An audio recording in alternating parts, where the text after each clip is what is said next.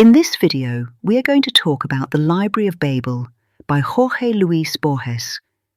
This story imagines the universe as an endless library. Inside it are countless books, endless rooms, and every possible combination of letters. At first, it sounds like a dream for anyone searching for knowledge.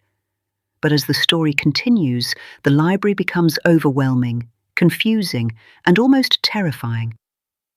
It asks a deep question. If all knowledge exists somewhere, how do we find meaning in the middle of chaos?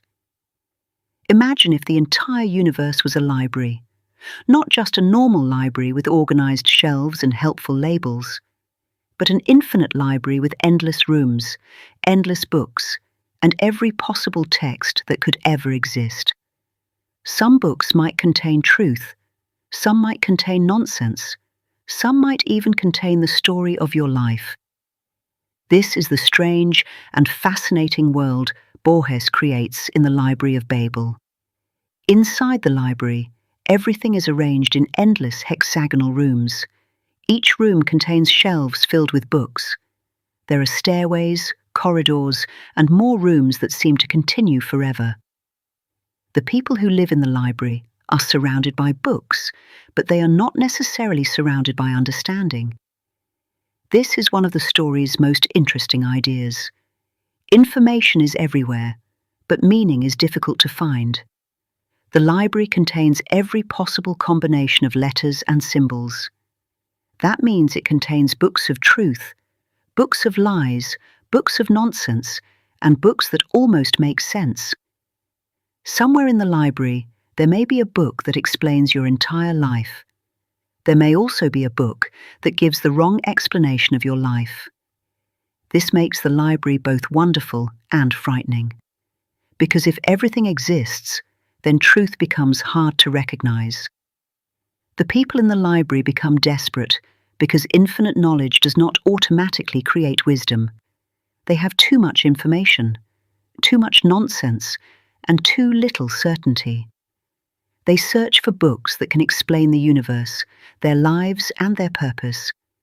But with endless books around them, finding the right one becomes almost impossible. The library gives them everything, but it also traps them in confusion.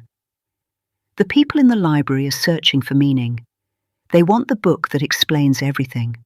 They search for the catalogue of catalogues, the truth, the book of books, and the meaning of life. This search represents a very human desire. We want answers. We want order. We want to believe that somewhere there is a clear explanation for everything. But Borges shows us that the search for certainty can become endless. The library symbolizes knowledge, infinity, confusion, and the human search for order. It can represent the universe itself. It can also represent language, because every book is made from combinations of letters. But the story also shows the limits of human understanding. Even if all answers exist somewhere, humans may still struggle to find them. The library reminds us that having access to information is not the same as having wisdom. This story is still relevant because we also live in a world full of endless information. Every day we see articles, videos, posts, opinions, facts, fake news, and endless explanations. Like the people in Borges's library, we are surrounded by information. But the challenge is the same. How do we know what is true?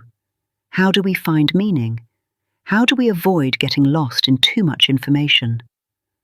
Borges is really asking whether humans can find meaning in an infinite and chaotic universe. If everything exists, how do we know what matters? If every answer has an opposite answer, how do we recognize truth?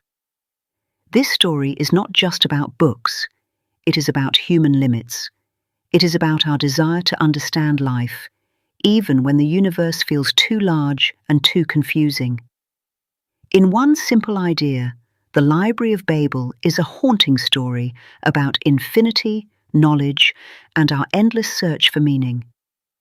The library contains everything, but that does not make life easier. Instead, It shows how overwhelming knowledge can become when there is no clear way to understand it. That is why the story still feels powerful today. It reminds us that meaning is not only found by collecting information. Meaning also comes from learning how to question, choose, and understand. For more simple lessons about literature and stories, follow Lingualistica. See you in the next one.